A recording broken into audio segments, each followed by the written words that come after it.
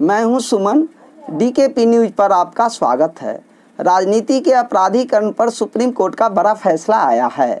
भारतीय इतिहास में संभवतः पहली बार सख्त रुख अख्तियार करते हुए सुप्रीम कोर्ट ने अपने फैसले में कहा है कि वैसे नेताओं जिन पर आपराधिक मुकदमा दर्ज हो, एफआईआर हो, ट्रायल की स्थिति तथा नेताओं के क्रिमिनल रिकॉर्ड को print media, electronic media, social media, Facebook, Twitter तथा पब्लिक प्लेटफॉर्म पर डालकर बताना होगा। साथ ही सुप्रीम कोर्ट ने यह भी कहा है कि जो पार्टी अपराधी छवि वाले लोगों को टिकट देती है तो उन्हें यह भी बताना होगा कि आखिर किन मजबूरियों के तहत आपने आपराधिक छवि वाले नेताओं को टिकट दिया। सुप्रीम कोर्ट ने यह भी कहा है कि इस पूरे ऑर्डर को कंप्लायंस कराना इलेक्शन कमीशन का काम है। सुप्रीम कोर्ट ने अपने आदेश में स्पष्ट कहा है कि दागी को टिकट और गैर दागी को क्यों नहीं। यदि कोई पार्टी इस फैसले को नहीं मानती है या नज़रअंदाज करती है तो उसे कोर्ट ऑफ कंटेम्प्ट माना जाएगा। प्रत्येक पार्टी को हर एक कैंडिडेट के बारे में इलेक्शन कमीशन को बताना पड़ेगा। स्वच्छ छवि वाले कैंडिडेट के बारे में एक लाइन में लिख दिया जाएगा कि इनके खिलाफ कोई अपराध नहीं है। ध्यातव्य है कि पिछले 4 चुनाव में बड़ी संख्या में ऐसे नेताओं को टिकट दिए गए जिनका क्रिमिनल रिकॉर्ड था। राजनीति में अपराधीकरण पर नकेल कसने के लिए सुप्रीम कोर्ट ने सबसे बड़ा और सख्त फैसला सुनाया है। बिहार में चुनावी सरगर्मी का तापमान बढ़ता जा रहा है। बिहार के चुनाव में बाहुबली एवं जोर तोड़कर चुनाव जीतने वालों का खेल यूँ तो शुरू हो चुका है, परंतु इस बार का चुनाव अत्यंत दिलचस्प होने वाला है। यहाँ मुख्य मुकाबला एनडीए और महागठबंधन के बीच होना तय है। लेकिन इस सब में दिलचस्प मामला राजद के डॉक्टर रघुवंश प्रसाद सिंह का है, जिन्होंने राजद के राष्ट्रीय उपाध्यक्ष पद से इस्तीफा दे दिया है।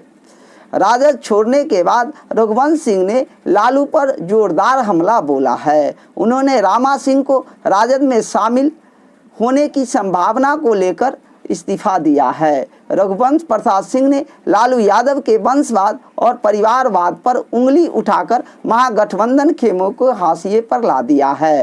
प्रोफेसर से राजनीति में आना तथा कभी लालू यादव के हनुमान कहे जाने वाले रघुवंश बाबू ने राजद को यह बता दिया है कि परिवारवाद और वंशवाद के बूते राजनीति नहीं चल सकती है। राजद के लिए दूसरा बड़ा झटका राजद के 5 एमएलसी के इस्तीफा देने को लेकर लगा है। महागठबंधन बनाकर बिहार को रसातल में पहुंचाने वालों को सीधा संदेश है कि भविष्य में महागठबंधन का कोई औचित्य नहीं है। आखिर गौर फरमाने वाली बात है कि डॉक्टर सिंह को इतनी मामूली बात समझने में इतना वक्त कैसे लग गया। राजद में वंशवाद अचानक तो नहीं फल फूल गया। ध्यातव्य है कि किन परिस्थितियों और मजबूरियों के तहत डॉक्टर रघुवंश प्रसाद सिंह इतने दिनों से चुप्पी साधे रहे। ये सवाल डॉक्टर सिंह को शक के घेरे में लाकर खड़ा कर देता है। दूसरी तरफ लोक जनशक्ति पार्टी के अध्यक्ष चिराग पासवान के तेवर को देखकर ऐसा लग रहा था मानो एनडीए में भी कुछ ठीक ठाक नहीं चल रहा है। उनके द्वारा उठाए गए सवालों पर नीतीश के खेमे में भी संशय की स्थिति थी, परंतु आज अचानक चिराग पासवान के सुर भी कुछ बदले बदले हुए दिख रहे हैं। चिराग ने कहा कि मेरी बातों को गलत ढंग से लिया गया। एक जनप्रतिनिधि के तौर पर मैं सिर्फ लोगों की भावना को उठा रहा था। इसका संकेत साफ है कि आने वाले दिनों में लोक जनशक्ति पार्टी अकेले अपने बलबूते चुनाव नहीं जीत सकती। एक पार्टी छोड़ दूसरे पार्टी में आने जाने का सिलसिला भी शुरू हो चुका है। इस सबसे बुरी स्थिति राजद और कांग्रेस की है। राजद के 7 एमएलए और 5 एमएलसी के बाद अब कांग्रेस में भी जदयू की सेंध लग चुकी है। कभी कांग्रेस के कद्दावर नेता रहे राजो सिंह के पौत्र सुदर्शन कुमार, जिनका क्षेत्र बरबीघा है, जदयू में आ चुके हैं।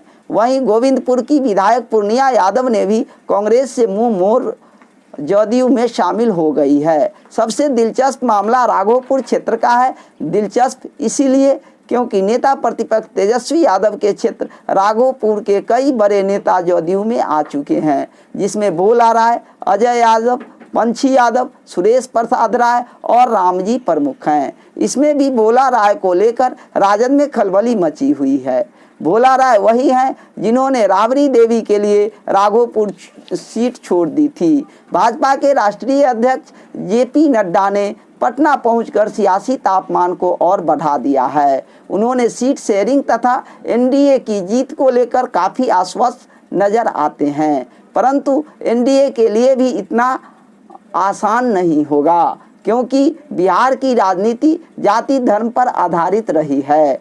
इस बार आपराधिक इतिहास वाले प्रत्याशियों को लेकर चुनाव आयोग का रुख काफ़ी सख्त होने वाला है। आयोग ने गाइडलाइन जारी कर कहा है कि आपराधिक छवि वाले प्रत्याशी और उनको चुनने वाली राजनीतिक पार्टियों को चुनाव लड़ने वाले प्रत्याशी के बारे में पूरी सूचना 3 बार प्रचारित और प्रसारित करानी पड़ेगी। आयोग का मत है कि इससे सही प्रत्याशियों को चुनने में मतदाताओं को आसानी होगी। सबसे बड़ी बात यह है कि बिहार विधानसभा चुनाव में पहली बार आयोग की तरफ से यह व्यवस्था की गई है कि निर्विरोध चुने गए प्रत्याशियों के खिलाफ चल रहे मामले के बारे में प्रकाशित और प्रचारित करवानी पड़ेगी।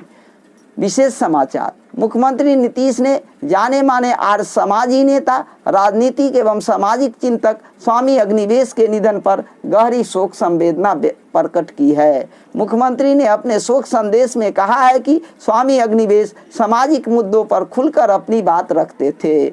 वे हरियाणा सरकार में शिक्षा मंत्री भी रहे। उन्होंने कन्या भ्रूण हत्या एवं महिलाओं की मुक्ति जैसे कई समाज सुधार आंदोलन चलाए। उनके निधन से देश ने एक राजनीतिक एवं सामाजिक चिंतक को खो दिया है। धन्यवाद।